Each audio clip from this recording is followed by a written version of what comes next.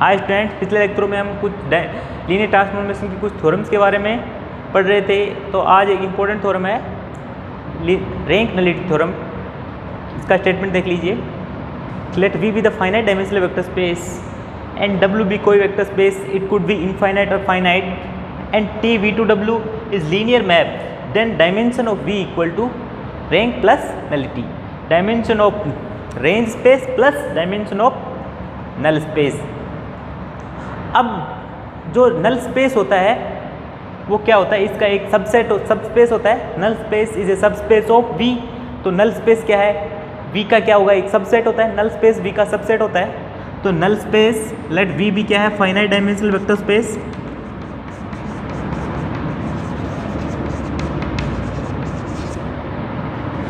Vector space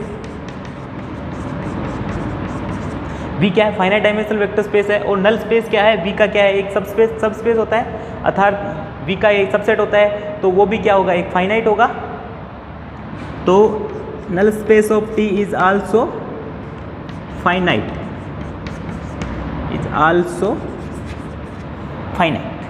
तो null space, ये null space क्या होता है, एक सब स्पेस होता है। तो इसकी क्या होगी, एक बेसिस होगी। तो मान लेते हैं इसकी बेसिस है U1 U2 UN UM। क्या है U1 U2 UN, क्या है, basis of null space, basis of null space of T। तो इसकी डायमेंशन क्या है, डायमेंशन ऑफ नल स्पेस क्या है, M। Dimension of null space of T क्या है, M। इसको अपन ईटा से डिनोट करते हैं। ये हो गया। अब ये क्या है, ये डायमेंशन, ये क्या है, ये बेसिस है, ये लीनियरली इंडिपेंडेंट सेट है। तो इसको अपन V के बेसिस के रूप में एक्सटेंड कर सकते हैं। ये लीनियरली, कोई भी लीनियरली इंडिपेंडेंट सेट को बेसिस के रूप में एक्सटेंड कर सकते हैं अपन। तो it can be extended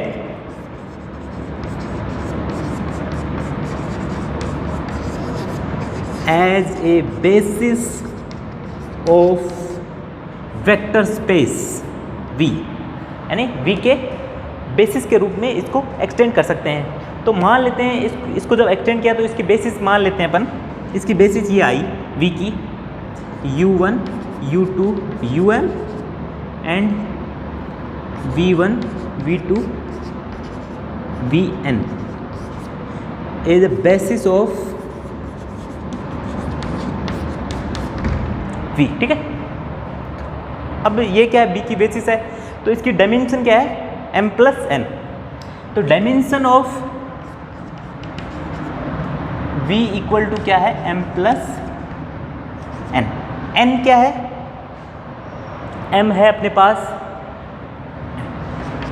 dimension of null space of T plus N। यदि अपन ये दिखा दे, यदि N is a dimension of range space, N is the dimension of range space, तो ये थ्योरम प्रूफ हो जाएगी। तो इसके लिए अपने को क्या करना पड़ेगा, एक मैं क्लेम करता हूँ, we claim dimension of range space of T equal to N। क्या है, जो डायमेंशन ऑफ रेंज स्पेस है वो N है, ये वी क्लेम। तो हम अब इसको प्रूव करेंगे। तो ये dimension of range space of N, यदि range space of T equal to N है तो इसकी कोई बेसिस होगी। तो इसकी बेसिस मान लेते हैं कि डायमेंशन ऑफ रेंज स्पेस की बेसिस है, ये वाली बेसिस है इसकी, T of V1 T of V2 T of Vn। ये क्या है, हमने ये क्लेम कर दिया भाई T of V1 T of V2 T of Vn क्या है, ये basis of range space, basis of range space. ठीक है। तो ये बेसिस है। तो इसको बेसिस पर अपने को इसको प्रूफ, ये क्लेम किया हमने तो इसको प्रूफ करने पड़ेगा, ये बेसिस है। तो इसको प्रूफ करेंगे तो ये क्या होना चाहिए, लीनियरली इंडिपेंडेंट और पूरे रेंज स्पेस को जनरेट कर देना चाहिए। तो सबसे पहले इसको अपन पूरे रेंज स्पेस को जनरेट करते हैं, यानी ये सेट है पूरे रेंज स्पेस को स्पैनिंग कर रहा है, वो देखेंगे। तो we take an element x belongs to V एक एलिमेंट लिया वेक्टर स्पेस से V, there exist a y equal to T x.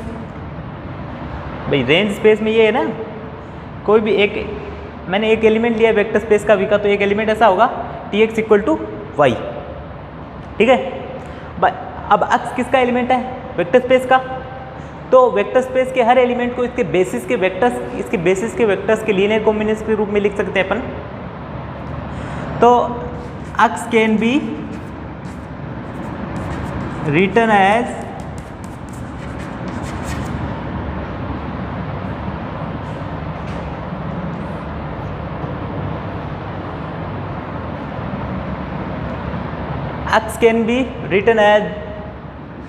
linear combination of basis of V, ठीक है। अब V की बेसिस है ये U1 U2 UM, V1 V2 Vn।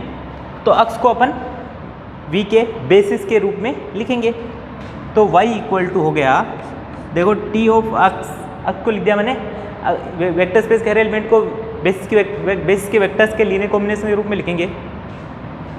तो α1 U1 plus α2 U2 plus αm UM plus β1 V1 plus dot beta n Vn, ठीक है। अब T क्या है? लीनियर मैप है, तो T लीनियर मैप है, तो ये हो जाएगा α1 T of U1 plus α2 T of U2 αm T of UN dot β1 T of V1 βn T of Vn, ठीक है। अब देखो U1 U2 U3 UM is a basis of null space. तो ये क्या है? इस बेसिस नल स्पेस की बेसिस है, तो क्या होगा? T of U1 equal to 0, T of U2 equal to 0, T of U3 equal to 0, T of UM equal to 0। तो ये सब 0 हो गए इधर से। तो ये क्या हो गया? y इक्वल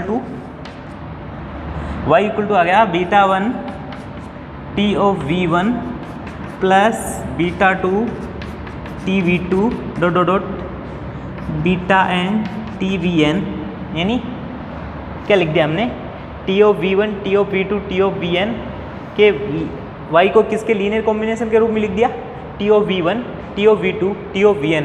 और y क्या है? रेंज का कोई एलिमेंट था, हमने रेंज के कोई भी एलिमेंट को इसके इस सेट के लीनियर कॉम्बिनेशन के रूप में लिख दिया। तो y is a spanning set of this, तो y इसके स्पेनिंग सेट में चला जाएगा। तो y belongs to span setting of T of V1 T of V2 dot T of Vn, ठीक है। तो y कोई एलिमेंट था, तो हर एलिमेंट को इसके T of V1 T of V2 T of Vn के लीनियर कॉम्बिनेशन के रूप में लिख सकते हैं। तो ये क्या है? स्पेन कर रहा है पूरे रेंज स्पेस को, ठीक है। ये तो हो गया। अब इस सेट को अपन लीनियरली इंडिपेंडेंट दिखाएंगे, तो इसको मिटा देता हूँ। We have to show this set this, इसको S मान लेता हूँ मैं, ये S सेट है। तो अपने S को क्या दिखाना है? Linearly independent. S is linearly independent, ठीक है। देखो इसको α1 γ1 T of V1 plus γ2 T of V2 dot γn T of Vn equal to 0। All γ1 γ2 γn 0 होना चाहिए, लीनियरली इंडिपेंडेंट की डेफिनेशन है। तो देखो T क्या है? लीनियर मैप है, तो T लीनियर मैप है, तो T of γ1 V1 plus γ2 V2 dot γn Vn equal to 0। तो ये T ये एक एलिमेंट है वेक्टर स्पेस का इक्वल टू 0। तो ये पूरा वेक्टर किस में चला गया? नल स्पेस में। तो ये पूरा वेक्टर किस में चला गया? γ1 V1 plus γ2 V2 dot γn Vn belongs to null space of T, ठीक है। अब ये नल स्पेस क्या है? सब स्पेस है, तो इसके हर एलिमेंट को नल स्पेस के बेसिस के वेक्टर्स के लीनियर कॉम्बिनेशन के रूप में लिखा जा सकता है। तो नल स्पेस की बेसिस क्या थी? U1 U2 U3 UM। तो इस वेक्टर को U1 U2 U3 UM के बेसिस के UN के लीनियर कॉम्बिनेशन के रूप में लिखा जा सकता है, ठीक है। तो देखो